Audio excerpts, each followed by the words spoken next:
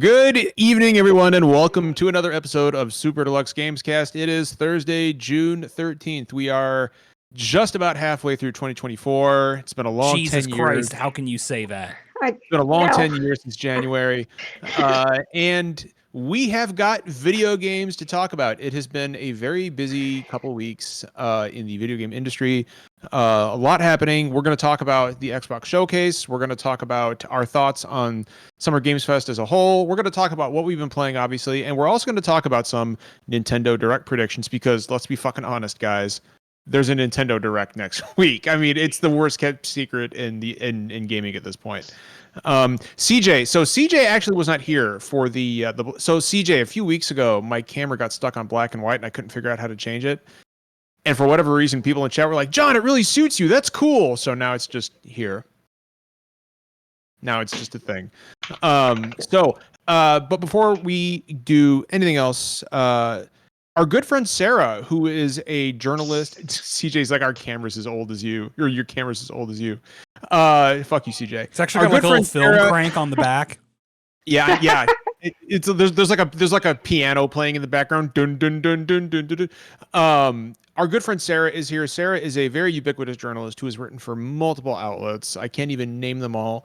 And Sarah was actually repping us at Summer Games Fest. Sarah, thank you so much for being an official member of us during Summer Games Fest. First of all, it's great to be an official member and representative during events like Summer Game Fest.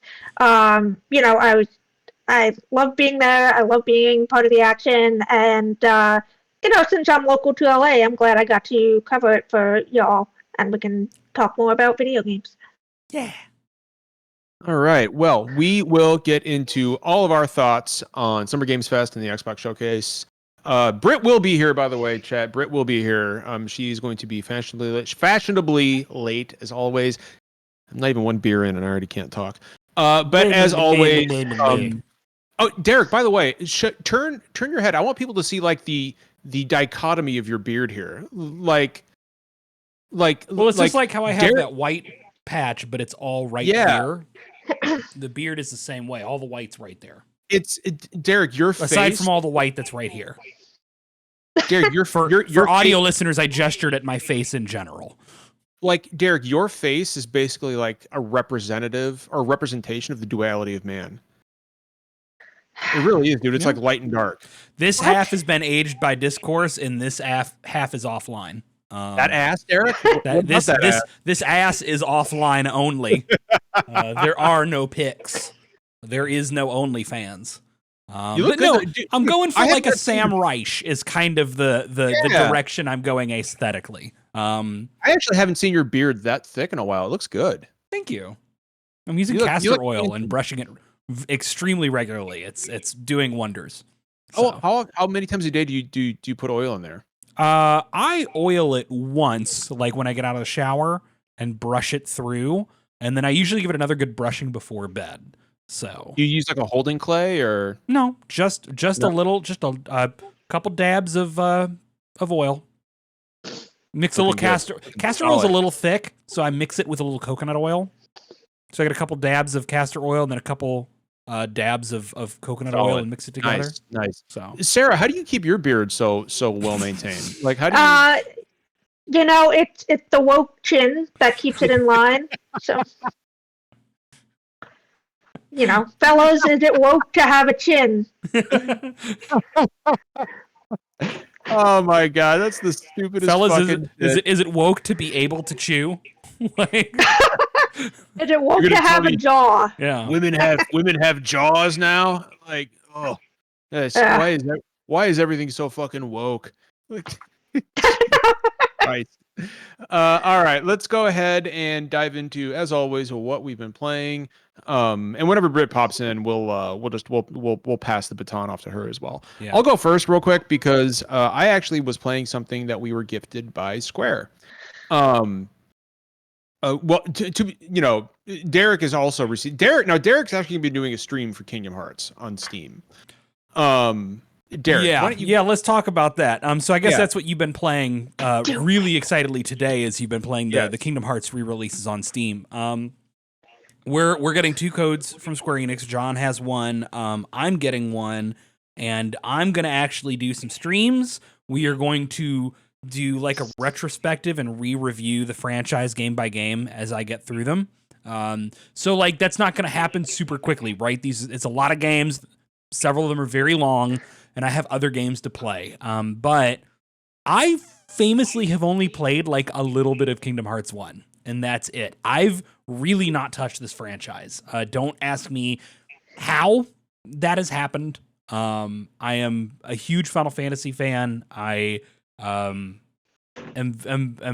very, very. I wouldn't call myself like a huge Disney fan necessarily. Like I'm not a Disney adult, but like I do have a lot of fondness for the old Disney like animated movies. Well, good, because you get to beat the shit out of a lot of the characters from those movies in the Kingdom Hearts games. I'm familiar with the concept. Like if you've ever wanted to slap Scar around or like call Clayton a bitch, like you can't call him a bitch. I was gonna say I don't. But you can call him a bitch as you're smacking him around with a giant key. So that like. I actually can't think of any villains that you don't fight in these games. Famously, Sora goes, "Shut up, bitch," and then just slaps the villains. I thought it was the gorilla that said that. Was it the gorilla that said that in Tarzan? At any rate, yeah, I don't imagine they got like teenage Haley Joel Osment to be like, "Shut up, bitch," in a Disney game. I'm actually, Derek, when you're like halfway through this franchise and that story is just in your mind, I'm gonna call you at like 1 a.m. and you'll be like, what? And I'm just gonna go gosh and hang up the phone. Oh my god! Are you thinking about Kingdom Hearts? Hey, Derek. I don't do a good Donald Duck, so I can't. Yeah. My son can actually do a really good Donald Duck. Who? Jaden. My kid. Really? That's upsetting. It's actually really fun. It's really Does it hurt? Because I can't imagine. No, he just does it. He just does it. I can't do Goofy, and I'm not very good at Goofy. I that's my best Mickey Mouse right there. It's not good. It's not good. No, it's not good. It sounds more like hey Derek. Like it sounds more like somebody just kicked me in the balls. Yeah, that's really all it is. And I'm just like calling you up to tell you about it. Like that's the funniest possible outcome will be if I don't really connect to Kingdom Hearts, right? Like I hate it, right? I don't think that's actually going to happen. I think it would be funnier if I don't love it either, and I'm just like, yeah, these are games, but I've committed to playing through the whole franchise to talk about them. But I feel like there's a good possibility of that, because I love Kingdom Hearts. But, like, I also connected with it immediately. When the first game came out, it was like someone read my dream journal. And if you don't feel that connection, then you are in for a lot of nonsense. Oopsie poopsies! Yeah. But like I mentioned before, though, like, I forced myself to play every Call of Duty campaign, and I actively despise that. So in the grand scheme of things, that was a rough time to be your friend. You were always pissed off and angry.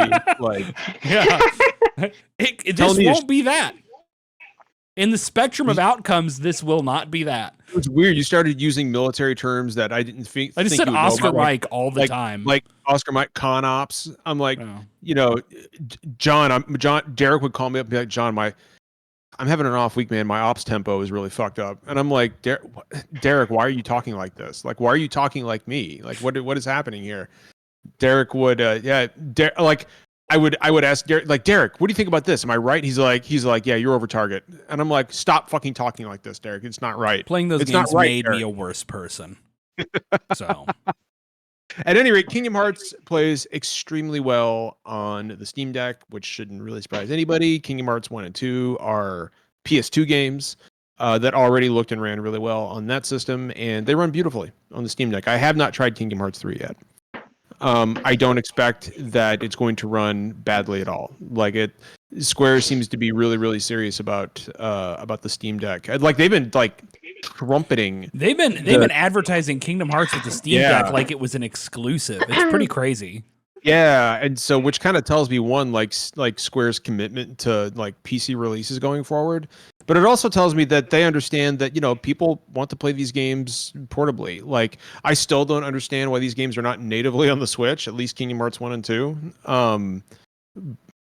Who knows? I know nothing. It's weird because the Nintendo Switch has sold like 500 million units or some shit. Like, it's insane. But yeah, Kingdom Hearts on Switch, dude, or on Steam Deck. It runs great. The only other thing I've been playing is I am wrapping up my Steam Deck playthrough of Octopath Traveler 2. I've already played it. I beat it once. I'm replaying it again. Just a great fucking game, Octopath, and it sings on the Steam Deck. It runs at 90 frames a second. God, I'm so into Steam now, Derek. What the fuck have you done to me? Anyway, go ahead. That's what I got. All right. So I'm not going to be terribly, terribly long. Aside from continuing slowly to play Like a Dragon Infinite Wealth, which I have extolled the virtues of plenty of times over the last X number of episodes, I need something smaller and more bite-sized to play on the side. So what I played over the last week, I played the 2 Sucker for Love games, which is funny that I've waited this long to dip my toes into them. I'm actually acquainted with the developer. They're little indie. So if you're not familiar with them, the first one was part of like a Dread X collection. So it's one of these, Dread X being like that little indie horror publishing label. Yeah, I know them. Yeah, Sucker for Love is a like satirical like visual novel like horror dating sim, where the gag is that you're dating like cute anime girl Cthulhu, who's there to end the world. And you summoned anime girl Cthulhu because you want a smooch. Wait. A smooch. Like you do. Yes, as you do. And that's not a euphemism. Like the goal is to get a smooch. From a fucking tentacle demon girl? Well, I mean, her name's when you Lynetta. say Cthulhu girl, that's kind of what I'm thinking. I mean, she got tentacles on her face. There's no getting around that. I'm not. Look, I'm just saying. Okay, it's a very funny, very silly game. The first one has you attempt to date versions of Cthulhu, the King in Yellow, and Nyarlathotep. If you're familiar with your Lovecraftian, I'm familiar with my Lovecraftian. Yeah. And then they just released a second game about a month ago. That's Sucker for Love, A Date to Die For, which kind of, instead of being like a dating sim, moves more into like horror adventure game territory. It leans a little more into the horror, and less into like the dating sim parody. And I really enjoyed A Date to Die For. I thought it was a fantastic piece of horror media that kind of, it almost didn't even, I wouldn't even call it a satire at this point. It was just a good, like, funny horror comedy adventure game. And so yeah, like the first Sucker for Love is like cute, funny, haha, let's poke a little fun at dating sims while embracing the stuff we love about them. But yeah. What if you don't love anything about them? Huh? What if you don't love anything about them? I think they're still funny, right? Like, I think they're still funny. They're bite-sized. They're engaging to play. But if I don't love them, then what is there, Derek, for me to embrace? The comedy of it, the horror. What if I don't think it's funny? You would think it's funny. And it's probably, the first one is such a loving tribute to like the Cthulhu mythos. Like, again, how often do you hear stuff about the King in Yellow, right? And like Carcosa. It's not a common, piece of, and I think it predates Lovecraft anyway. Dude, that shit comes up at the fucking dinner table here. Sure, I'm sure it does. Like every week, Vicky's talking about the King in Yellow or fucking Yog Soggoth. Like, it's just, I can't get her to shut up. It's great because you gotta when you date the King in Yellow, you've got to perform the play. Although the play is different from the one that's in the original book. It doesn't matter. The point is, I played the Sucker for Love games, and the first one is a very funny like spoof of a dating sim. And the second one is just a genuinely very good horror. And I don't think you need to have played the first one. I think you can just play Date to Die For. Is it called Sucker for Love because she's got like suckers on the tentacles? You've got it. That is the joke. Yes. Because you're a I sucker can't be for mad love. about that. Yeah, you're a sucker for like love, but also her face is covered in tentacles that themselves have sucker. That is the pun. I don't like that. I don't like that one bit. The good news, John, is we're in a Steam family, so you could try them. You're not gonna. No, I'm not. I'm not. Not at all. I think it's only fair if Derek's playing Kingdom Hearts. Yeah, I think you gotta play Sucker for Love, man. I am not playing Sucker for Love. This is you not know what? Gonna happen. Britt would actually love Sucker for Love, I feel like. But I digress. But that's what I've been playing. Is those were a great palate cleanser in between sessions of the incredibly beefy Like a Dragon Infinite Wealth. So, Sarah, have you been playing anything over the past week or two Sarah, that wasn't Summer Games Fest related? Yeah, actually, I just finished Little Kitty Big City. Yeah, which, tell me about that. It's just so cute and carefree, and it's a pretty quick play. I actually played it. I've been meaning to play it for a while, and I came back from SGF, kind of like revved up for cute indie games, and I just like sat down and played it in 2 sittings. My cats were a big fan. Well, one of them was. The other just stared at the TV like, "Mother, who is this? What? Why?" But yeah, I highly recommend it if you just want like a cute, lighthearted adventure. You're this, little kitty who is falling out a window. They're fine though, don't worry. But they have to find their way back home, all the way to their apartment, really high up. And along the way they make some animal friends, find a bunch of hats, scare some birds. Just your basic cat shenanigans. Cat shenanigans. So this is basically like Untitled Goose Game, but what if the goose was a feline? It is similar in that I like to call it like the unhinged animal protagonist trend we're seeing with the Untitled Goose Game. We have Squirrel with a gun coming. Squirrel with a gun! Yes. Oh, and then... Wait. I'm sorry. No. I'm sorry. Go ahead. Finish your thought. I'm sorry. Okay. Yeah, I just like we're seeing more of these games where it's just like, animal in its animal form, just doing its animal thing, also being a bother to the humans. So that is true. You will you'll go into construction sites and leave little paw prints in the wet cement. You might trip people so you can take their phones or their lunches off of them. Yeah. You said squirrel with a gun. What the fuck is squirrel with a gun? Hey, John, are you familiar with squirrels? Exactly. Yeah. You familiar with guns? I mean, I am. Are you familiar with the relative size of squirrels and guns as compared to each other? Yes. You kind of get the gag already, don't you? Yeah. That's literally, it's exactly what it sounds like. It's a squirrel dragging around a properly proportioned firearm? Yeah. It's yeah. When it shoots, the recoil just like knocks it way back. You gotta watch it. It's like Cyclops in X-Men 97, just fucking. Yeah. It's unhinged. Is he killing humans? Yeah. But the bad guys. Is it out now? No, it comes out later this year. I cannot stress enough how badly you need to look up Squirrel with a Gun, John. Yeah. All right. The original like viral like tech demo of Squirrel with a Gun was like the squirrel running around with a realistically sized and proportioned like Mac 10 or something. Just going fucking meow. It's great. Okay, so all right, so hold on. Official trailer, squirrel with it. What the fuck am I looking at? Hold on. It says the video is playing soon. I got to watch this Metaphor ad real quick. It's like 10 seconds long. Yeah, I know. Metaphor looks really good, by the way. Metaphor looks really not to get ahead good. of ourselves, but yes. Yes, okay, so, I unfortunately did not get to play that at SGF because the appointments filled up in 10 immediately. Minutes, so. Yeah. Yeah. What the? It's a squirrel. Yeah, he's got a gun, doesn't he? Door. No, not yet. Okay. There's a door. The door slowly opens. There's a man. Is that like an agent from the Matrix? What is that?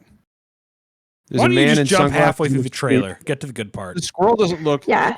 The man is ready to fight the squirrel. He's running toward. He trips.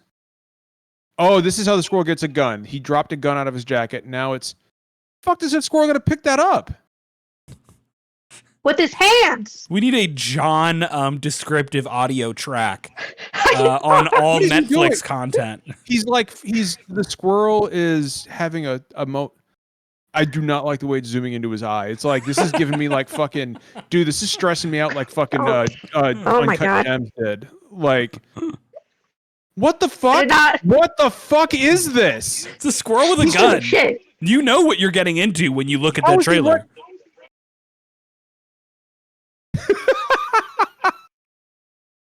See, it's hilarious. He's got like a fucking beret and like he's carrying around this squirrel. How the fuck do you miss that squirrel? It's a squirrel running around. The squirrel's not even running fast. He's got a brick. He's hitting people with fucking bricks. What the fuck is this squirrel? Is this squirrel being like indwelt by the spirit of Charles Manson? What the fuck is this?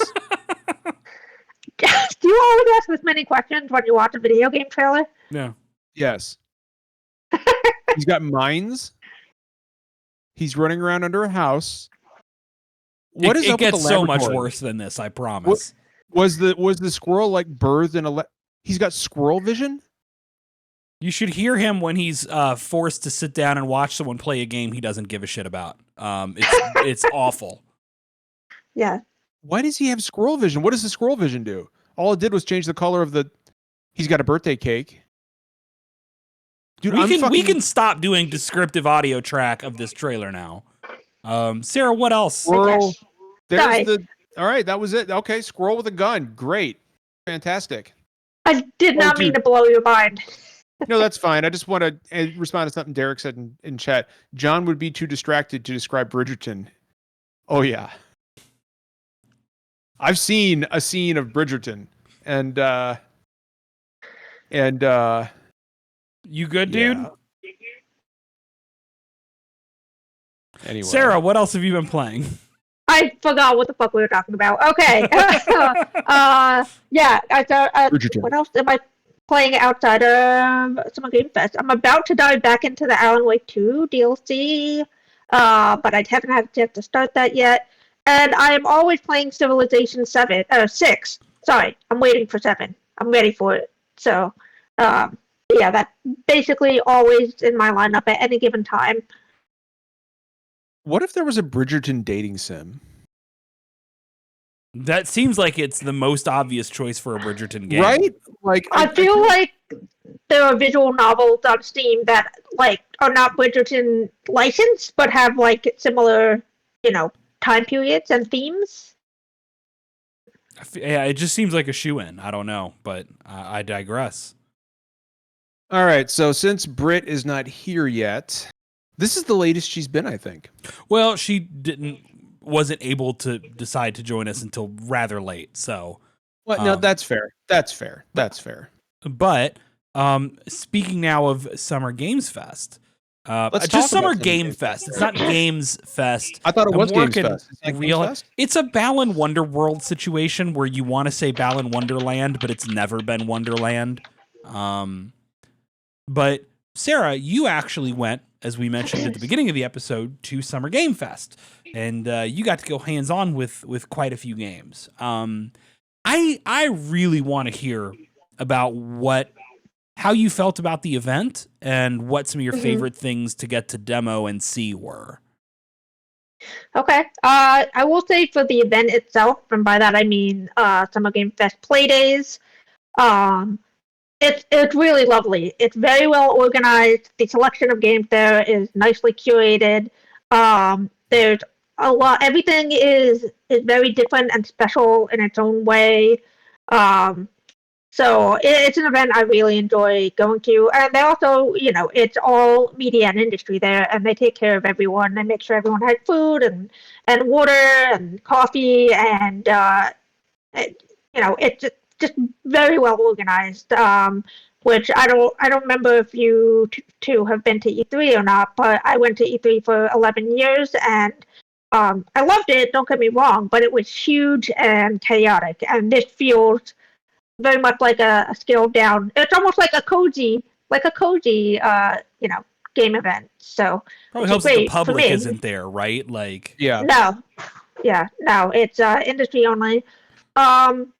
So if we want to get into games I played, I want to talk first about Dave the Devs in general, because I love that organization. I love that they are helping indies, find funding and support and putting them in the spotlight and not charging them six figures for it. And I didn't have time to play all of the Dave the Devs games there. There were 2 pods, each of which has 4 different TV screens and consoles set up. But the ones I did play, I loved. Starting with building relationships, which its creator describes as a short hike but stupid. John, if you haven't seen the building relationship trailer, I'm going to need you to watch that because that's also going to blow your mind. But basically, you are a house on an island looking for dates with Bachelor X pads. So you're just, and the way you get around it, you just roll. It's like you're a little Monopoly hotel, and you're just rolling along up the hill down to the beach. Like meal. That's how I get around after like a big dinner. Yes, that's exactly. I think it was inspired by you, actually. And the dialogue is so silly and funny and dumb. It's just like this looks hilarious. I'm looking at footage so right funny. now. I played it for about 10 minutes and I was cracking up the entire time. It obviously did not take itself too seriously. It's got some raunchy humor in there, but it works because it doesn't take itself too seriously. But that's just like this house going around and meeting other houses and apartment buildings, possibly tents, looking for someone to go on a date with. And, who amongst us has not been that house? So. Oh my God, this is ridiculous. Me for sure. I see you go fishing for cars. Yeah, you can go fishing. That's how I got my first car. You fished it? Yeah, absolutely. You pulled it out of a lake? I did. I cleaned it up, and I pulled it out, and I looked at it because I was super strong even back then, right? Back when I was 16, I was already just a fucking powerhouse, and I yanked that car out of the lake. I went fishing. It was like maybe I remember it clearly. It was like 3:30 in the afternoon. I wrestled with that car out of the water for like half an hour, but I finally got it out. I cleaned it all up, and I named it Chitty Chitty Bang Bang. Because the muffler was held on by Mardi Gras beads, and so every time I drove down the street, my friends always knew I was coming because they could hear the Mardi Gras beads clanging along the road, and so that the car just became Chitty Chitty Bang Bang. That's the story of how I got my first car. That definitely happened. And it could fly. Yeah. And it could also fly and go back in time. Absolutely. God, I miss Chitty Chitty Bang Bang. Maybe it's back in the lake. You should go look. Another game I played from Dave the Dev was Phoenix Springs, which is a neo-noir point-and-click adventure mystery game. Definitely has those old-school point-and-click vibes, which I like. I love old-school point-and-click games. Yes, me too. It feels classic and modern at the same time. Like, you don't have a lineup of verbs at the bottom of the screen like you did in the old LucasArts games. But instead of having an inventory of just like random items you pick up and hope you can find a place for, the thing you collect sort of like concepts or ideas, and then you can use these ideas with things in the environment. For example, you might find an address in some paperwork, and then if you interact with the computer and you use that address, then you'll look up that address, and then you have a new place where you can go to continue to chase down this mystery. You're basically looking for a missing person. And really cool art style. I'm definitely looking forward to that one a lot. Yeah, that's Sarah, really interesting aesthetically. It's got this like for those who are who haven't look it up, Phoenix Springs. It's got this gorgeous aesthetic where it's like it's super cel shaded kind of looking, but the only colors are yellow, black, red, and 2 shades of green, which is giving it this very surreal, like psychedelic kind of aesthetic. I'm really into it. Yeah, definitely stood out on the show floor.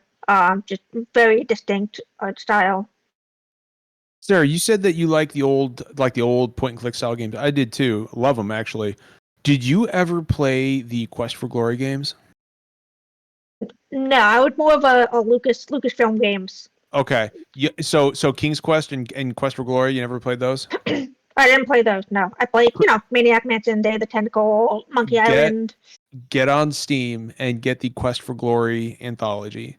It fucking it basically it's a point and click RPG. Like you can save your character and carry him over to the next game and the next game.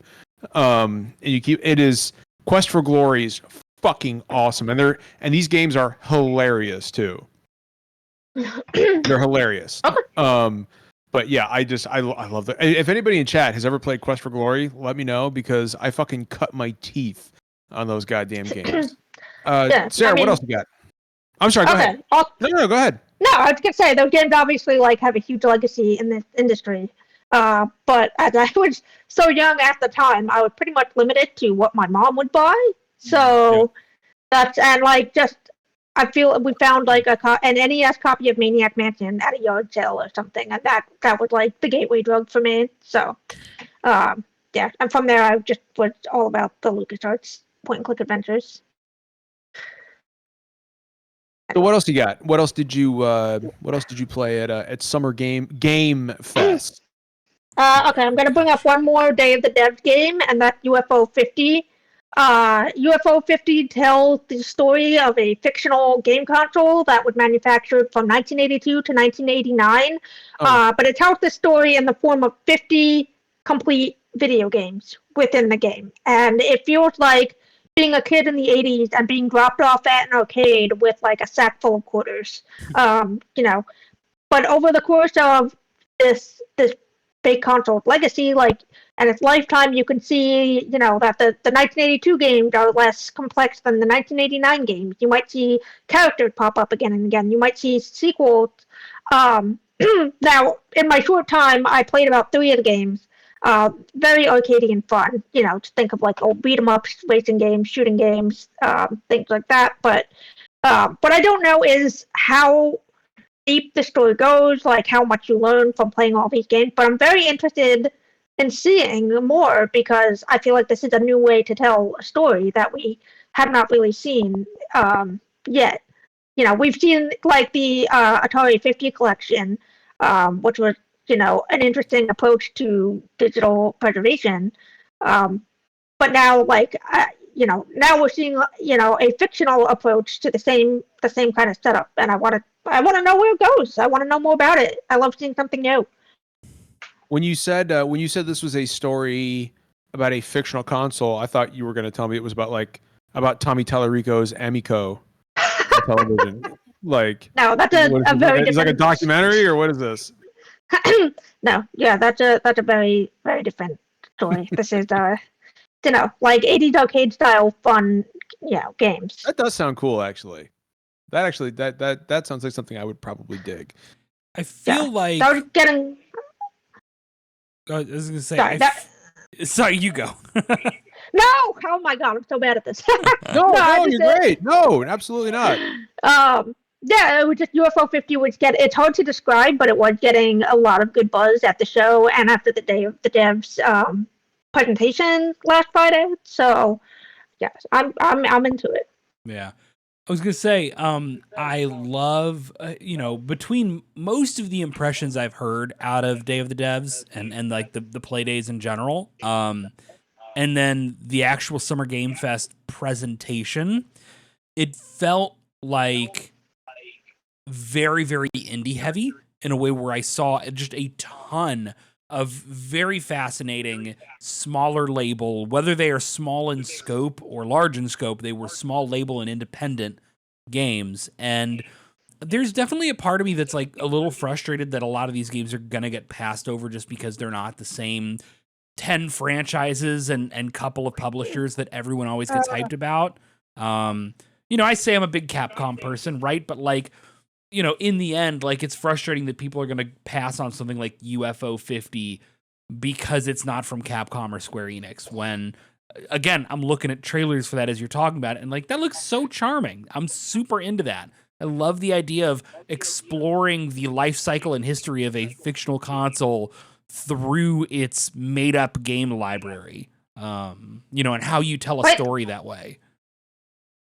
It's so clever. I mean, it's, and I love that we're still, after decades of the industry being around, like, we're still seeing new ways to tell stories, but these new ways are usually in smaller games that aren't afraid to experiment and take risks. And it is a shame that they often get, passed over. The average gamer's attention span is very short, and they're not nearly as connected as we are to the goings on of the industry, which is honestly probably better for them mental health wise. But I'm hoping, big shows like Summer Game Fest, putting such a heavy focus on indies and smaller studios and smaller budget games will help bring them into the spotlight. And that's something I always want to do, because whenever I'm at it, like, even when I was at E3, when I'm at PAX, wherever, I'm always looking for the off the beaten path weird shit, that, like, no one would think to make, but someone did anyway. So I have to ask, Sarah, did you attend? So you were at the Xbox showcase, like, right? Like, you were there in the audience. Yeah, there was. It was pre-filmed, but there was an official Xbox watch party, and the Phil and Matt and Sarah came out beforehand and spoke to the audience. But yeah, I was at that. So, like, what was the general feeling from all of your peers about the kind of the quantity of game, the quantity and quality of games shown at that showcase? Because everything that I've seen, and I think, Derek, I can speak for the entire podcast when I say that we were all very, very positive about it. But what was the general room Jesus, what was the general mood from all your peers? Yeah, I would echo that. The room was very energetic. Everyone was vibing. People were reacting very strongly in a very positive way. I felt like it was, even though it was just a recording and it was just trailers, it was paced extremely well. So I would never like, oh my god, this is still going. We were just, and everyone had their favorites, but I will say people were getting emotional during the Gears of War E-Day reveal at the end, which, you love to see. These games mean a lot to people. But yeah, I would agree that it was a very positive showing for Xbox. Well, and so, Derek, go ahead, please. I was just gonna say, I think it's really neat that you had the regular, like, Summer Game Fest presentation, which was 2 hours of largely independent games, couple big games thrown in, but largely independent. And then Xbox comes around and does the thing I think none of us were fully prepared for or expecting or even hoping for, which is they just came out with big game after big game after big game, a lot of gameplay footage, in a way that we were really not expecting. Xbox has not swung that hard in a long time. So it's kind of like, whether you're just like AAA trash or whether you like love your indies, you got a lot to eat from this event. I agree, yeah. Derek. Derek, you mentioned things that you mentioned expectations, yeah. Right? Before we get into the meat and potatoes of the Xbox showcase, I'd like us to talk about what wasn't there that we were convinced would be there. Not like flash in the pan stuff, like, man, I can't believe they didn't show Halo 6. Like not like, oh man, where was Silksong? Like, we all knew Silksong wasn't gonna fucking be there because that game doesn't exist. See, I think the only thing I didn't get that I was expecting was, I thought that because there was so little Square Enix presence at PlayStation's event and then at Summer Game Fest, I thought Xbox was going to have some Square Enix, and it really didn't. But it was Life is Strange, and that was it. This was a very Xbox like first party focused presentation, and in that regard, they went harder than I could have expected. Sarah, please go ahead. No, I mean it was very first party focused, and I think it had to be after the past year and the Activision Blizzard acquisition, and and then closing some studios, laying a lot of people off. I feel like if they didn't come out and show us like, here's what this was all for, like here's why we think this will be worth it. Here's what we're working on that no one else has. I think it would have been worse than just having one bad show, because it would instead when you look at it within the context of Microsoft actions over the last couple of years, it would have been like, okay, so what was the point of acquiring Activision, and what was the point of closing all those studios? And you spent so much money, and this is what you have to show for it. So well, it's to kind of like build on that, Sarah. Like, you mentioned like shutting down Tango, for example, right? Which pissed off the entire gaming world, rightfully so, right? Like I was thinking to myself, man, you motherfuckers better come out the gate with some serious Japanese games or studio representation. Oh yeah, that wasn't really there. And they either. just didn't. Like, yes, Life is Strange is there, but that's from their Western studio. Like that's not that's not a Japanese studio, right? It's not a Japanese studio. Nothing from Square Enix, or not Square Enix, Sega or Atlas. Nothing.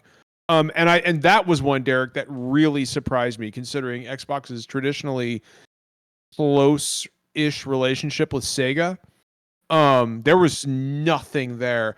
I'll be honest with you, I don't think this is like I don't think this is like a thing where it's like, oh, John, that's unrealistic. I was expecting to at least see something for Persona 6. I really was. I did not expect that at all. I didn't think so. Not with Metaphor still on the horizon. No, Metaphor would be overshadowed by Persona, and that's what they don't want right now, because like they've got, Persona finally like landed on the map. It's a mainstream series now, but Atlas still makes weird shit like Metaphor, and like everyone was talking about Metaphor at SGF, and of course it was in the the kickoff show with Jeff Keighley. I feel like if they announced Persona 6, then Metaphor would get completely overshadowed. You might be right about that. Something else though, Sarah, that I really expected to be there and just wasn't, were either Shinobi, Golden Axe, Crazy Taxi, or what's the other one what's the other one they're remaking, Derek? There's a bunch of them that they were but again, like Sega. You were expecting Sega to show up. None of that was Sega. There's Britt. Yeah. Britt, we're talking about the Xbox showcase. I didn't watch it. So yeah, nothing. It was the best one, wasn't it? Oh, it was fantastic. Yeah, it was fucking fantastic. It was very good. Really good. Yeah. It was really good. Like, and I'm saying that as somebody as an Xbox hater. No, I'm not an Xbox hater. I just don't own one. I'm not the. I'm a hater. Why? I've got a PC. But don't be that guy. No, but seriously though, like there wasn't much for me at the Xbox showcase, but I can recognize a good show when I see one. And Xbox came out firing on all cylinders here. There was just some weird omissions, like especially like the complete lack of representation from Japanese studios. But having said that, let's talk about what was there and what was really strong. And like we have to balance the good with the bad. And one thing that I did notice, like for every good game that was announced, and there was a lot of good announcements at the Xbox showcase, there was not a lot of hard release dates or release dates at all.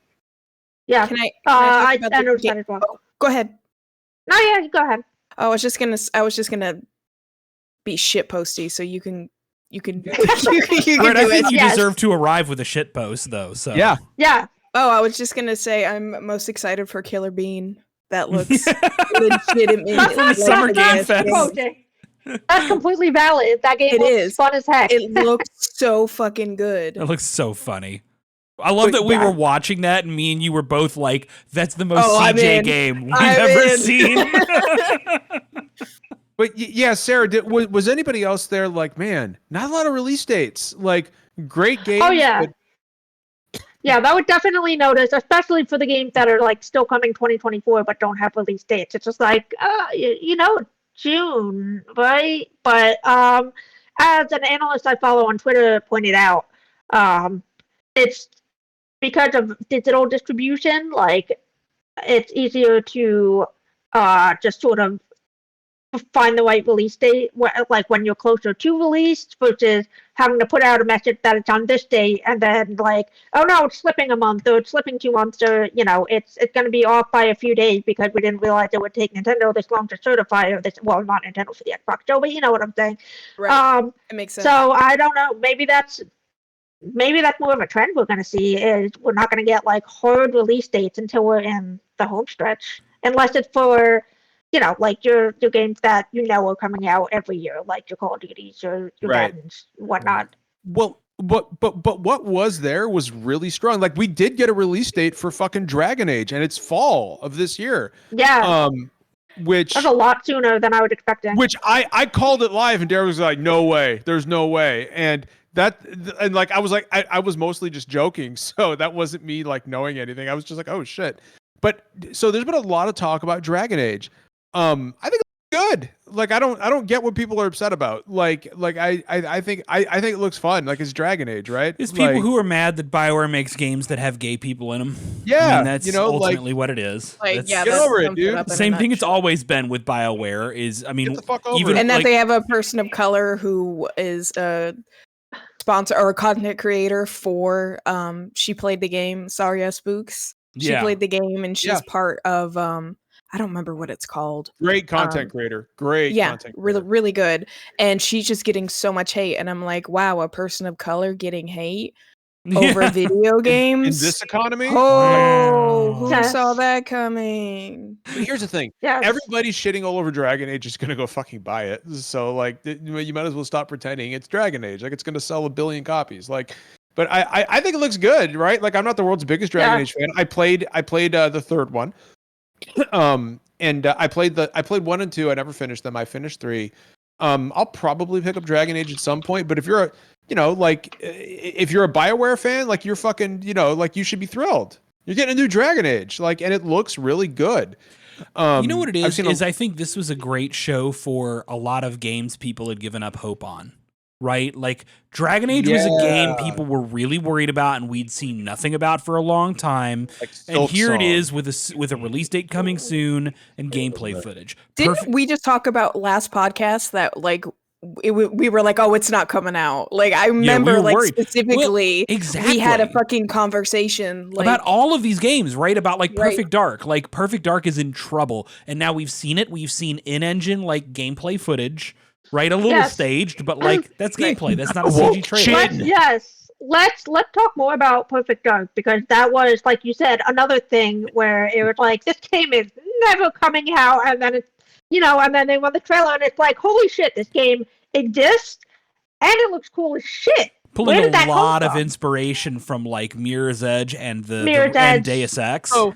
I'm sorry, you fucking nerds, but Joanna Dark has never looked better. You guys are fucking crazy. You guys are fucking weird. I'm not engaging with culture war bullshit on this show, John. I'm just saying, man, she looks fucking great. She looks fucking great. Fucking mute. All right,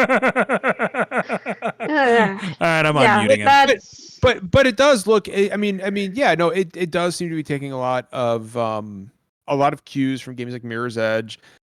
This is a game that we knew had seen some development hell, right?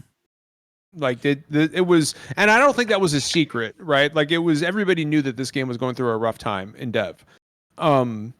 Was this, Sarah, refresh my memory, because I might just be forgetting it, or maybe I didn't notice it, but I didn't see a release date for this. Or am I wrong? I don't think a year was shown off yet. No. There wasn't a year shown off. Okay, yeah, there's no release date for that one yet. So it's very clearly not a 2025 or 2024 game. Probably. I'll be honest with you, I would be surprised to see it before 2026. I think, here's the thing though, especially given what like Matt Piscatella and a couple others were saying, that Sarah was kind of mentioning earlier, that with Xbox, because of digital distribution, like, they don't want to give you an incorrect date and then have to change it. They'd rather just get close to release and announce it. Some of these games that don't have years attached to them, it might be because they're farther out than we think. It could also be that like they're not sure if it might squeak its way into 2024. right? Or if it's I don't just, think there's any or if chance it's just on the. I don't think that's true for Perfect Dark. I think Perfect it Dark also could be true that they don't know if it's going to be 25 or 26. Right. It could be like a fall 25 to spring 26. They're not sure, you know? But yeah, I think it looked great, and it was just great to see. Fable is another great example. Fable was a game we were all like, that game's fucking dead. And then they showed it off with some in-engine footage, heavily tweaked, right? But like in-engine footage of representing gameplay. And it looks good. It looks kind of funny. It looks like Fable. And it's just Fable. It does look like Fable.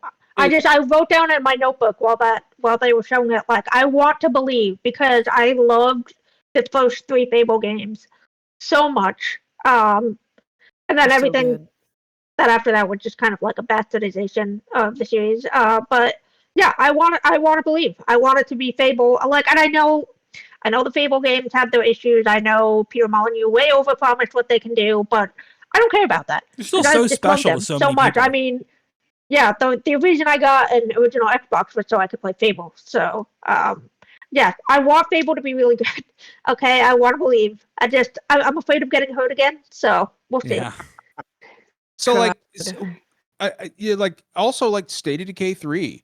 Like I love. That's a great trailer. There's no gameplay. There was no. Well. So they had something that was meant to make you think that it was gameplay, but it's all like. I think it was a totally CG trailer. I think. Yeah, that and that had a release window of 2025. So obviously that's not a game we're seeing this year. And to be honest with you, Derek, that's one I could see slipping into 2026. I have no. I don't. I mean, who knows? But I'm racking my brain trying to think of what else was there. I'll tell you a couple things I was in love with. Like, I fell in love with our first gameplay reveal of South of Midnight. South of Midnight has my heart in its entirety. So awesome! I love the art style. Yep, the art style, the musical like soundscape of it, the dialogue writing, the animation work. It's so charming. Am I crazy for getting South of Midnight? It's like Bayou Fantasy. It's great. Oh, I'm good. Nah, say less. But it's like a heavily black. You gotta remember where Britt lives. I know, but like I don't know. Yeah. There's something to me very charming about letting like it's clearly like a heavily black creative team, right? Telling this story. It's a black woman main character doing like a kind of Southern American fantasy in a style you just don't see. Stop motion animation. Oh, this looks cute. Yeah. It's like animated on 3s instead of on like 2s, which is that kind of like Spider-Verse style, like slightly jerky animation that looks really good. Am I like I got Infamous vibes from the gameplay, which is a good thing. Maybe. I don't know. But it like that gameplay where like I got serious Infamous 2 vibes. You know what? But in the end, I get the feeling because it seems like it's again from what little we've seen going to be a little bit more linear of a game, right? This is not like a big open world. This is going to be like levels and like I'm very like hopeful, kind of getting these like Beyond Good and Evil vibes from it. Right? In terms of like, this is going to be like a really fun, like linear action platformer with maybe a tiny bit of openness, but it's going to thrive on the charm of its art and its characters and its music. I'm super into it. Yeah, I thought it looked really cool. What was did that have a release date or a window attached to it? Shit, I don't remember. I'm bad at this part. I mean, whatever it is, I'll look at it. Yeah, I'd love us to fucking cover it. Our friend Katie is part of the team there. Yeah, and really really happy for her. 2025. Okay. 2025 slated for. So next year. So let's talk about Doom. how the show. Let's talk about Doom. Let's talk about fucking Doom. We kept talking about Doom. I'm sorry. I'm so hyped for Doom. The Dark Ages. Hey, you know how you make any Doom design Eternal. better? You know how you make any fucking armor design better? You had that big ass fur cloak. You had that big ass fur coat, and it's so much better, isn't it? Yes. They gave Doom Guy the big heavy winter fur coat, and I was like, yeah, dude. Coming to PS5 also, I should note. Good. So that's good. Good. I want more people to play it. I mean, Doom Eternal is one of the most cathartic games I've ever played. It came out right at the start of the pandemic, if you remember, same day as Animal Crossing, and it's one of my favorite non-cozy comfort games because there is just nothing morally ambiguous about what you're doing. You are fighting demons from hell. You are doing God's work, and you're just ripping and tearing through everything. There's no hard choices. You don't have to think too hard about it. You're just going. It's just nonstop action, and the Dark Ages just looks like more of that. And there's that really badass shield with all the blades around it. So let's fucking go. I'm ready. Yo, can you believe that in 6 months that game will be 5 years old? No. Dude, oh my God, Eternal will be. Yeah, because the reboot was 2016. Oh my God. No. Next year, the reboot. Animal Crossing is going to be 5 years old. That hurts. Doom Eternal is 5 years old in 6 months. Time has no meaning. No, like COVID just fucked up my sense of time. It's like everything is just flying. It's insane. And also taking forever at the same time. Right. We're stuck in an ongoing time paradox. Oh my God, yes. What else? I'll tell you another one I was super hype about was Expedition 33. That does. Yeah, that looked really cool. That was that weird fucking game with the paintress. Right? That's a like turn-based menu-driven RPG from a Western studio with a big budget. Guys, we're on a great timeline, right? That we're getting one of these. If you had told me a month ago that that's an Xbox published title, right? Or was it just at the event? What? Expedition? It doesn't matter that anybody was going to put that much money into a Western RPG that was mechanically in line with like an old Final Fantasy or Dragon Quest. I'd have laughed at you. And here it is. It looks great. It looks wild. Derek, there's another game there that we're skimming over. Sing the song. Sing the song, Derek. I know what he's talking about. I don't know. Derek, sing the song. Can I tell him? Can I see if I'm right? Yeah. What a thrill. Yes! Yes! Yeah, we did get some Metal Gear Solid Delta. And it's just Metal Gear Solid 3 very faithfully remade with some new gameplay mechanics. And I am fucking there on day one. Because it's one of my favorite games of all time. They're not even recording new dialogue. They're just like, fucking go back to the original masters. Actually, so Derek, they're actually so the voice actor for Major Zero actually confirmed that there is some new dialogue that the cast came back and recorded. Okay, so they're using the original tracks where it's eligible. Okay. Yes. Now, granted, they also said this is not like a fucking Final Fantasy VII remake situation. It's very much Metal Gear Solid 3. I'm good because I'm tired. FF7 and a couple other pieces of media have set this weird expectation that remakes are all going to be meta sequels, and I don't want that. Like, me neither.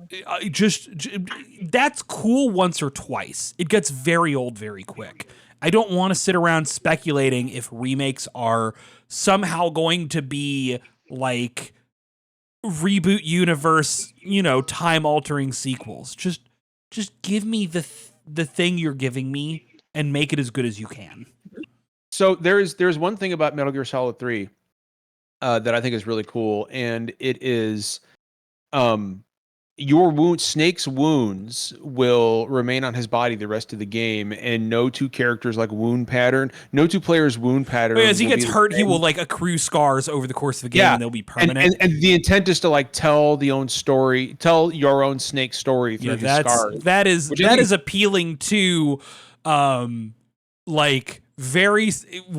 very different ways. It is appealing to straight men and everyone attracted to Solid Snake, right? Like Why very does different scarves ways. make people so attractive? It's just like it's like a universal thing. There's just something about the idea of like seeing snakes a like scar scars over an and eye, birds and you're like, oh, and he's little been through some shit. little I can help him. A wounded, wounded, fix him. oiled up man in the jungle.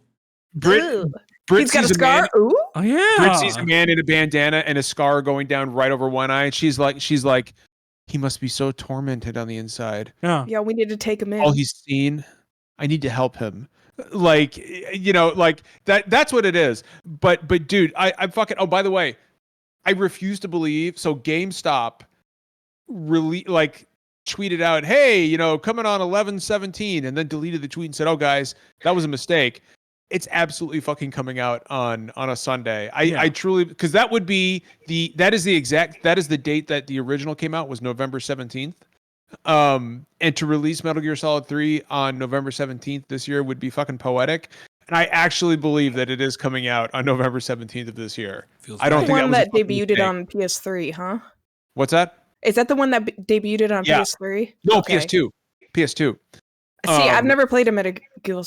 Metal Gear Solid game. This will be a great first one for you, Britt. I don't know. It's not my jam at all. I have no patience for stealth, but I'm. Oh, I love stealth because I'm so bad at it, and I just make it funny.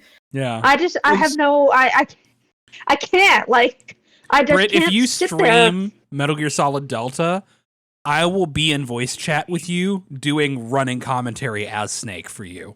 Oh God, yes. Yeah, you can do that. I love that.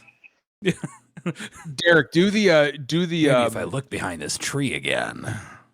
like, Derek, oops, Derek, I cut myself. Yeah. Derek, do the ass cheeks clapping one. Colonel, I'm trying to sneak onto Shadow Moses, but the clapping of my ass cheeks keeps alerting the guards. No, you're dummy thick. Oh, yeah, but I'm dummy thick, and the clapping of my ass cheeks keeps alerting the guards. You know, John has that memorized because he does that to Vicky all the time. Yeah, absolutely, Oh. absolutely. I do nude stealth around Vicky. Britt and I absolutely need to like do horny co-streams of Metal Gear Solid Delta. Oh my God, that would be so good. It would be true by chaos. No, true by chaos would be Britt playing Metal Gear Solid 4. No, I disagree. Metal Gear Solid 4 is one of the most aggressively unhorny games I've ever played. Anti-horny. Dude, all the villains are hot women. They're hot women who are designed to be like suffering BDSM victims. And there's a dude who shits himself every 30 minutes of the game. And Snake, and Snake is like old and crusty in like a way that is anti, like, just it's not. It's the reverse. I don't know, man. It's the reverse of John. I'm telling you, it's as a connoisseur of a connoisseur of horny. Metal Gear Solid 4 is not fucking it, dog. Well, what I'll say is this: as long as Metal Gear Solid 3 keeps Ocelot's little like meow to summon his brew troops, yeah, like that's all I give a shit about. I'm just gonna point and be like bottom. Yeah, no, dude. Yeah, Metal Gear Solid 3 looks fucking great. We have Gears of War. What? Apparently, like, it's E-Day. That entire trailer is in engine. It's not pre-rendered, which is incredible. So this is very, very clearly a prequel. Yes, this is a prequel. Yeah. Which pisses me off slightly because we were left on a huge cliffhanger with 5. Yeah. And it feels like they're like, in their worry of the franchise, instead of committing to moving forward with these new characters and with this story they're telling that I think is very interesting, they're just going to go back to like the locus and the original events and the original characters and like, you know, the old boy fans and like, it's going to be good. It's going to be great. I love these games, but still. We're talking. Yeah, but the developer has said that they are committed to continuing the story after Gears of War 5, but this is just a different story they wanted to tell at this point. Now, I'm not the biggest Gears of War player. Like, I enjoy the multiplayer, but even I understand, like, you know, the emotional significance of seeing E-Day for the first time and seeing Dom again and things like that. But that trailer had everyone in the room like pretty intensely hyped. Yeah. Was there any indication of a release window for this one? I can't remember. Nope, there was not. Okay, so probably if I was a bet man, late 2025, early 2026. I could see like a fall next year game. Like they've always been November games, but you know what? Like November is not really the sweet spot anymore. Like now, AAA games release all year long. Yeah. So who knows? I feel like, but we are 2026 is the 20th anniversary of Gears of War. So yeah. I think that trailer being entirely an engine does communicate to me that game's further along than we think.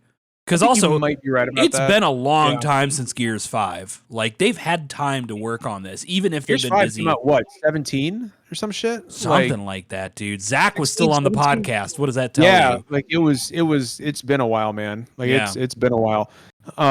Yeah, like there's not, to be honest with you, there's not too much to say. There's not too much to say about Gears simply because like we know that it's E-Day, like we've seen a trailer, we haven't seen any gameplay, right? Like, so like we know Dom is young.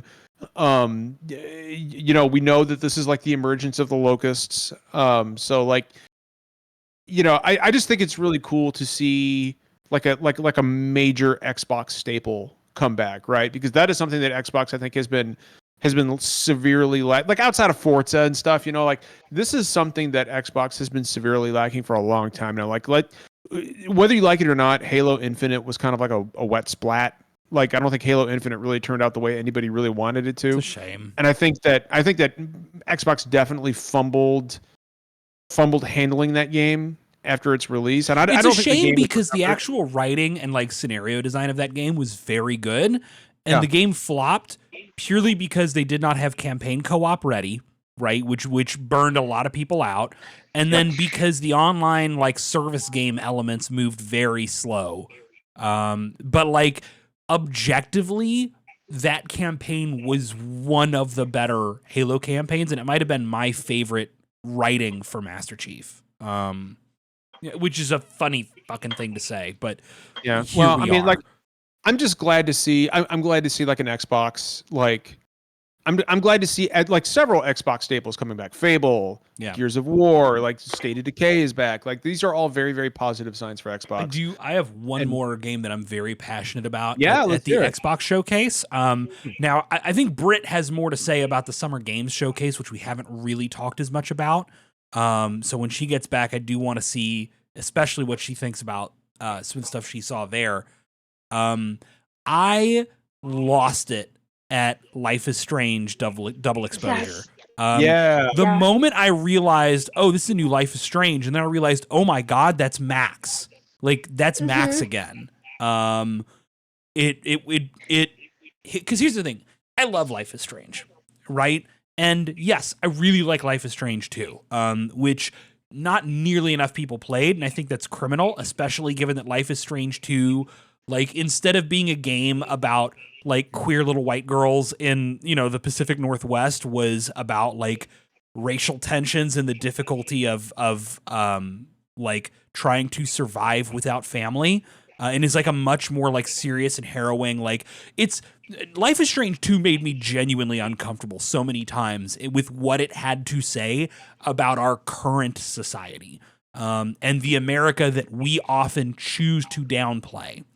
And I like True Colors quite a bit as well, but there's just something about Max coming back and continuing that story that hits so hard for me, because I love the original Life is Strange.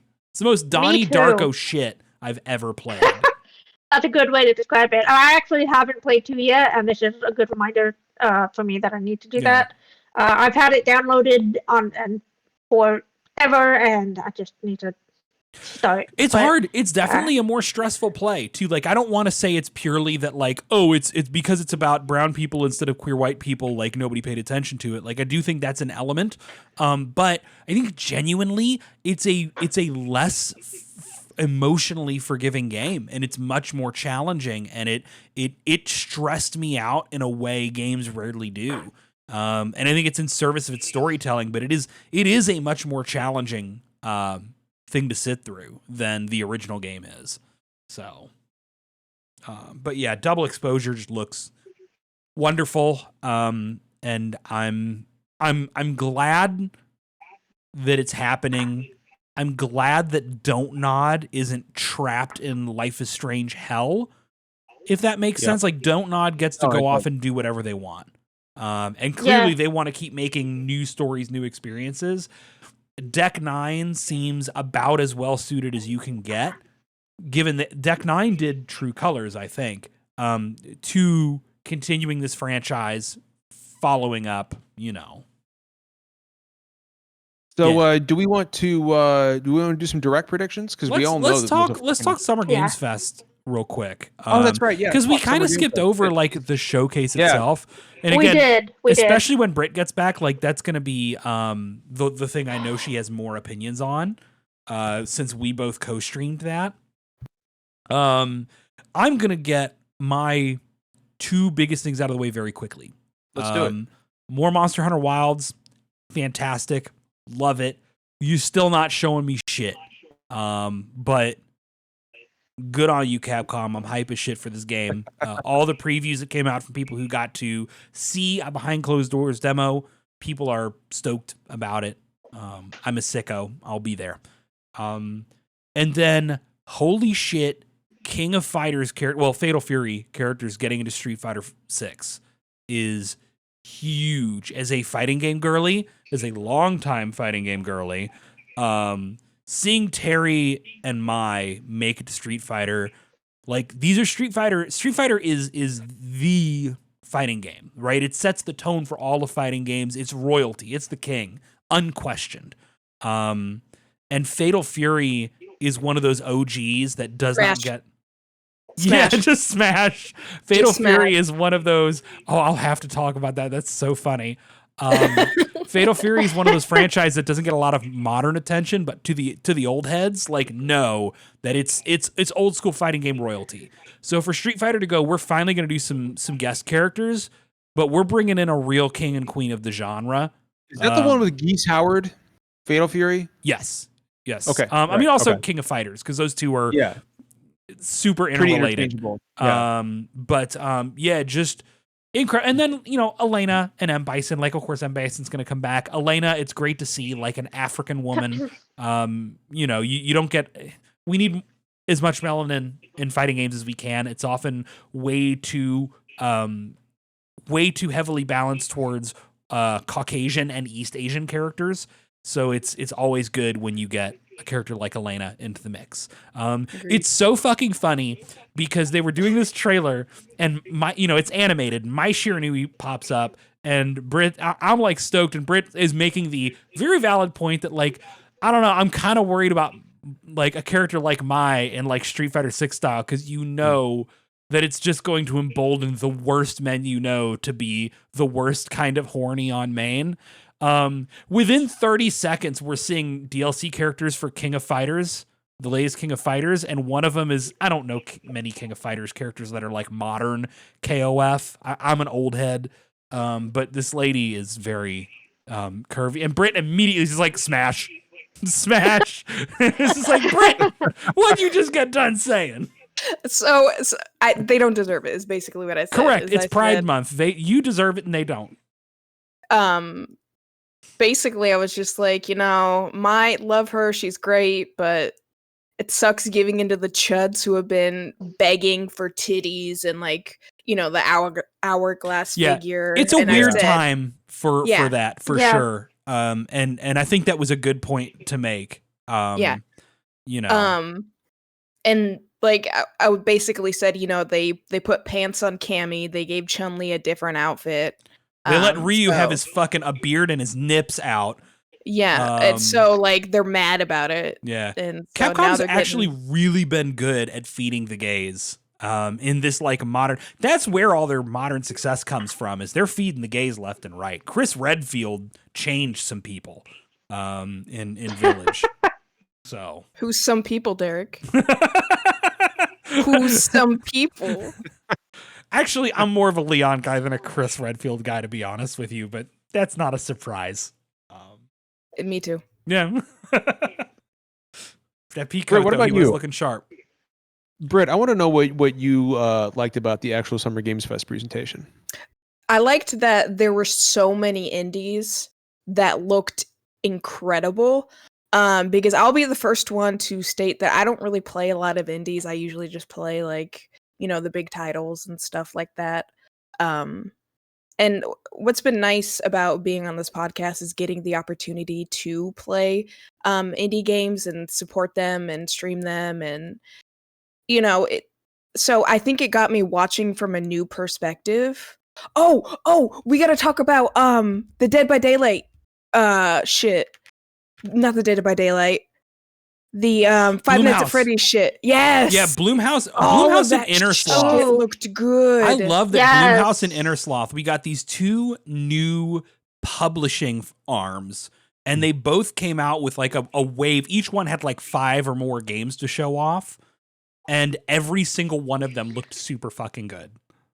Yes, I'm very excited for everything Bloomhouse Games is doing. Everything in their presentation. That horror farming sim, especially Grave I'm so excited. That's when I was like, oh, I'm fucking my veins. Yeah. And I did the only game they had playable at SGF was Fear the Spotlight, which is that 90s inspired horror mystery. That looks super it's got good, like though. sort of a VHS filter effect. I loved it. It was so creepy, and I'm kind of a baby about horror games. And there was times I was just like trying to remember that I was in public because I was like, no, too spooky. But like, yeah, I really enjoyed my time with that one. Yeah. Brett, that's such a good call out. It really is. Yeah, well, like you and I were just like, "What the fuck is this game?" Because at first we were like, "These are 2 different looking games." I was like, 3 "That's different looking games." Oh, that's because it's 4 totally different, 5 totally different. They killed it. Games. It looked so good. What was that one that was really bright and pretty? And we were like, the ambiance is great. It's something end related. I remember none of the titles. I'm gonna have to look them up, but I know that's the problem with showing like 5 distinct bite-sized like indie games, like snippets. I'm sure the games themselves are bigger. I don't mean to imply they're small, but well, some of them might. It doesn't matter. Point is, you show that many games in that short of a sizzle reel, I'm gonna have trouble remembering all of their names. It was I know it starts with an N, but they're all Blumhouse. But and they all look super fucking cool. But I also loved the game. It was towards the beginning, the girl with like the fox that turns into a stag, I guess. Oh yeah. Fuck. Damn. Neva. That's what it is. There's a V in there somewhere. I knew it. Neva looks great. I do love with Blumhouse how they even came out and like said, kind of talked about bringing their approach to film publishing to games, which is like, we take risks on weird little projects. And if they don't make any money, oh well, right? And the ones that hit big will pay for the other 4 that don't. Yeah. And I like that is an art first approach. I love it. I love art, right? And I love that. And then again, like the fact that the Innersloth folks, the folks who do Among Us, set up that what is it, Outer Sloth publishing Outer Sloth, Outer Sloth, saying, "Hey, we made more money than fucking God since Among Us came out, so we're gonna use this to give money to indie devs that need it and give them that stability." Like again, art first, and I love that. I think that's why I'm excited about Bloomhouse. I'm excited about Outer Sloth, and that's also like why I am such a big supporter of Day of the Devs, because it's the same thing. It's it's not about which games are going to make the most money, or how can we make the most money off of the people making these games. It's about like giving everyone a voice and a place that they normally would not be able to afford to have. It was definitely a breath of fresh air after everything that's been going on. Yeah. And with how indie heavy in general Summer Game Fest was. It really was. Yeah. And sure, dude. And like, especially, and Dorian points out Deer and Boy was the other game. Remember, Neva was first, and then Deer and Boy came later, and Deer and Boy looked lovely. But like, look, I'll be the first one to shit on Jeff Keighley, right? I do it regularly. I do it willfully. I do it with joy in my heart. And I was so pissed off by the Game Awards, right? By how disrespectful I felt this last Game Awards was, especially to... You are not alone in that. I know. It seems like everyone was. To the industry, to the art form. This Summer Game Fest felt like everything I needed it to be. I'm never going to believe in Jeff Keighley. I'm just not. He's a Nepo baby. He comes from money. He's in this for connections and money. Everything he's doing right is for the most cynical and self-serving reasons. I'm always going to feel that way.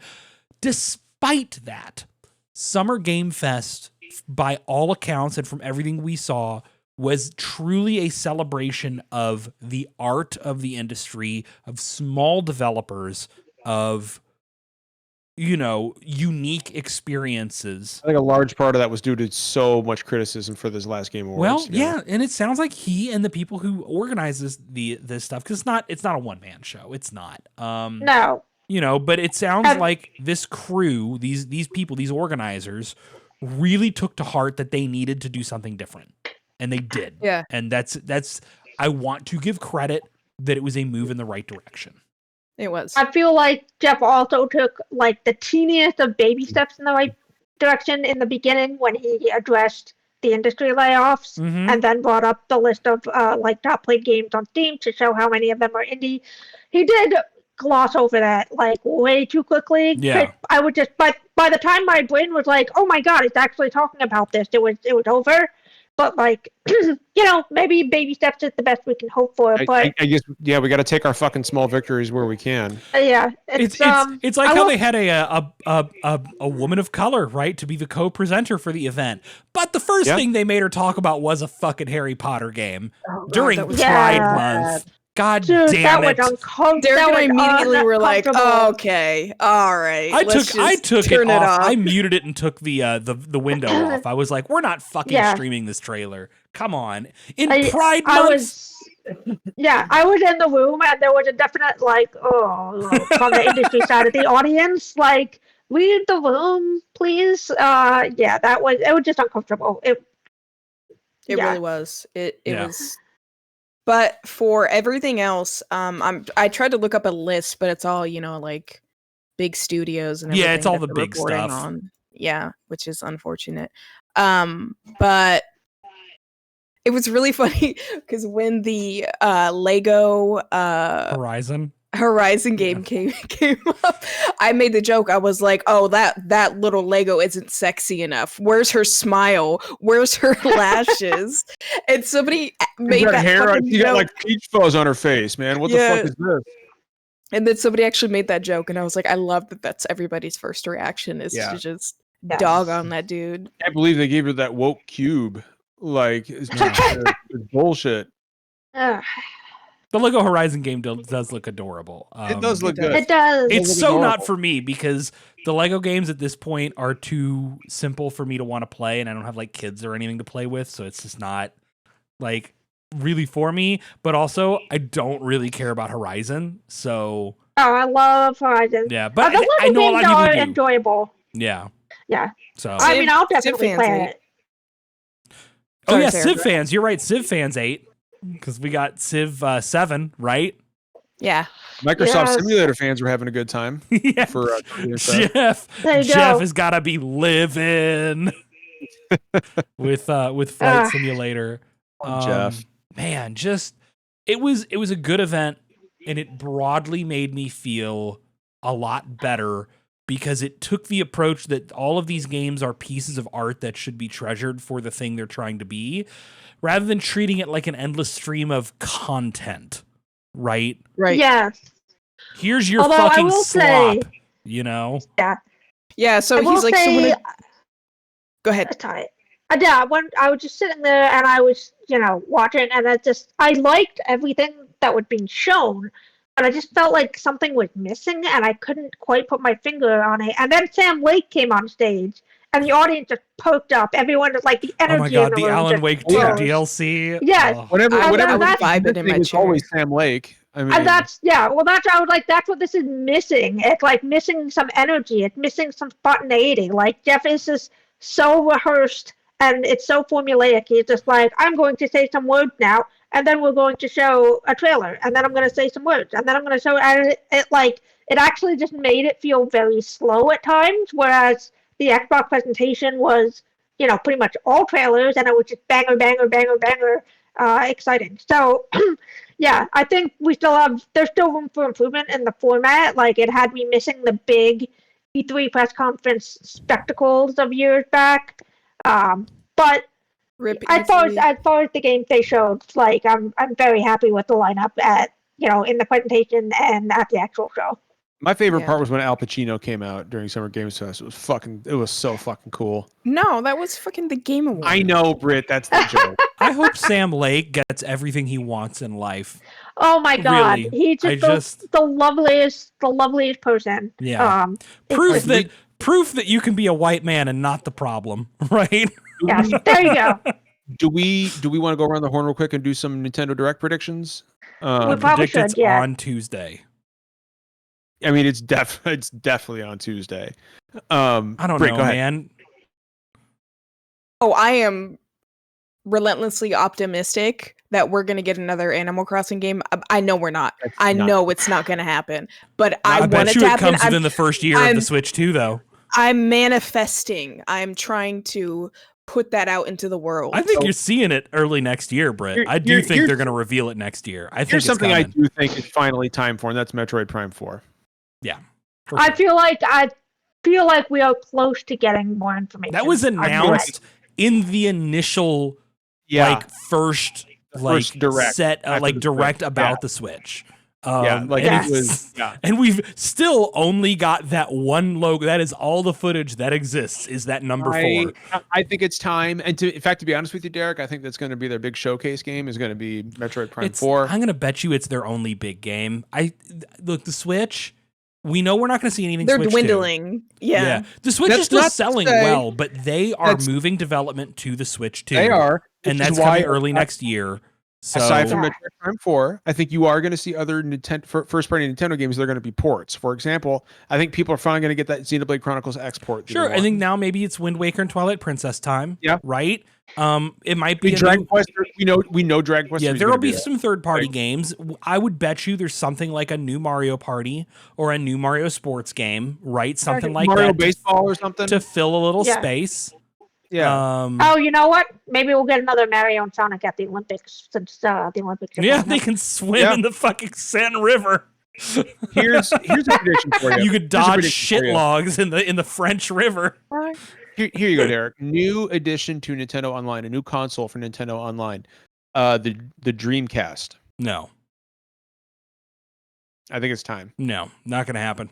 You know what it's time for? Fucking Power Stone. That's what it's time for. Power Stone. It was on the Capcom leak. We know it's floating out there in the ether somewhere. Guys, I really want the fucking Suikoden games to show back up at the Direct, and I know they won't, and it makes me sad. I will say this: the Direct is the right place for it to happen. Right? Yeah, if it wasn't the State of Play, it would be the Direct. Also, John, if you don't quit posting about Suikoden on the day, John, when I open Twitter, when I get to work and I open Twitter on my right monitor so that I can goof off all day, every day, while pretending that my work takes me 8 hours to do, the first thing I see is always your morning. Do you do it with your morning shit, John? Is that what it is? Do you sit down and you got a poster up that says post about Suikoden? I'm literally shit posting about Suikoden 2. Absolutely, yes, Derek. Yeah, you got something to say about that? No, that's what I thought. I know that we're gonna see more of that Pokemon game that was announced. Yeah, because that's supposed to be early next year, I think. So that's coming. You know, the one that's like the Pokemon Legends, whatever. Yeah, Arceus, fucking ZA or whatever. I really enjoyed that game. It was fun. A lot of people did. It looked like dog shit. But it was really on fun. Switch 2, it'll run at a solid 30 frames per second. Yeah. Tick, tick, tick. What about those long rumored Oracle Grezzo remakes? There's not a lot of smoke behind those rumors, though. I mean, it makes sense though, right? It'd be a good pick. But I don't know. See, I guess Tears of the Kingdom was over a year ago, so it wouldn't be unreasonable to have some smaller Zelda games out this year. I think you're right. I was thinking maybe a 2D Zelda. You know, like a palate cleanser between like the big 3D Zelda. So I don't know. The other thing though, Sarah, is I think Derek was right. Like I think those Twilight Princess and Wind Waker ports are also super possible. Like, oh yeah, 100%. They've been porting all kinds of stuff that was released on the Wii U and no one played. So that would make perfect sense. What if I got a custom Robo port? What if? See, the thing is like aside from stuff like Dragon Quest III, which we fucking know will be there, and like Metroid Prime 4, which is like the obvious choice. Like this is a hard direct to call because we are literally at the end of the Switch's life cycle. Trying to guess what Nintendo is doing is difficult at the best of times. Right. Well, and let me go ahead and spoil, let's ruin the suspense for everyone. They're not going to announce the Switch successor here, so you might as well just give that one up. No, that's not going to happen. We'll see that in fall.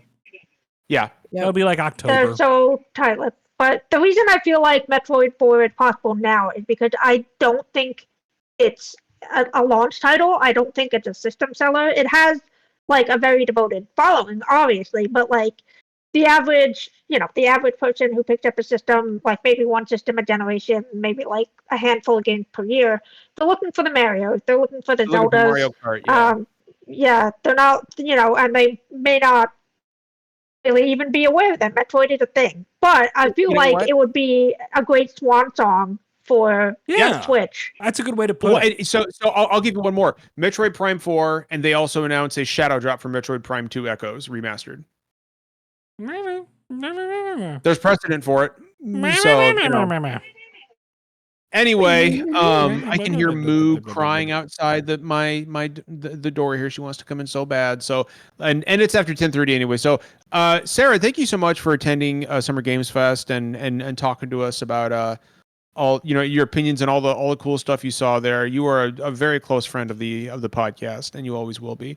I'm 100% checking out UFO 50 just because you introduced me to it. Oh, definitely do. Look at everything that Day of the Devs had because they're all worth playing. Watched Day of the Devs for a little bit, and they had some really cute stuff. Sarah, if anybody wants to find you, which they absolutely should, where would they look? Because if you want to come fight me. No, just kidding. Don't fight Sarah. I tried it once and it didn't end well for me. So no. Yes. You can find me on Twitter. My handle is @SarahTheBeef, all one word. I'm usually bumming around websites like IGN and Polygon and Ars Technica and stuff. You can see my bylines in various places from time to time. I'm actually going to be on What's Good Games tomorrow, if anyone watches that show, to also talking about SGF, because I have a lot to say about it. So we warmed you up. Yes. Yes. So, and if you like spooky games, Lost in Cult has a book coming out later this year called Horror the Mansion, which is an anthology of stories about haunted houses and games. And I have a chapter about Maniac Mansion, my favorite game of all time. So. Oh, wow. That sounds good. I hope so. That's a really good idea. Yeah. That's crazy. All right, guys. Well, we will go ahead and end it here. Derek will be out next week, so I'll be running the show, and it's a whole new fucking ball game next week, guys. Excuse me? He didn't run this past me. Yeah, I'm going to be... Britt, do you not know? Early Saturday morning, me and Martha are packing up, and we're going to be in Florida, in the Panhandle, for like 8 days. We're taking a huge-ass vacation. Dad's in charge. I can drive to you, right? Like, is it close enough to come? Yes. Then you probably have a standing invite to come beach bum with us and crash the hotel for a day or two if you truly want to. Wait, where are you going, Derek? I don't want to say the fucking city, while we're live, but I'm going to be in Florida. You got no problem saying the names of other cities while you're I live. bleeped where you were. Excuse you. So funny. Holy. I doxed you and then I undoxed you, sir. You've been compromised. No. Gets flinkied. I could not fucking pass that one up. Yeah. It was good. But yeah, I'm gonna be in Northwest Florida. So I mean, I guess technically, I'm gonna be the only part of Florida you could feasibly get to in a reasonable amount of time. You know what? I'll be closer to you than I will be to Finn or CJ, and they're in Florida. So, yeah. All right, we will. Yeah, I'll be. Dad's running the show next week, so I'll be gone. I'll be at Derek's.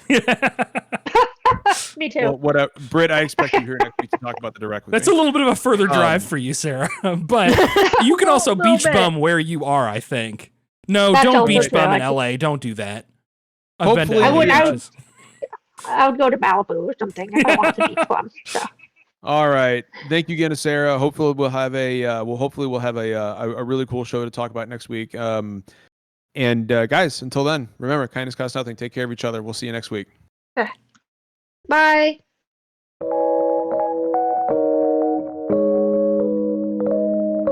I almost said smash.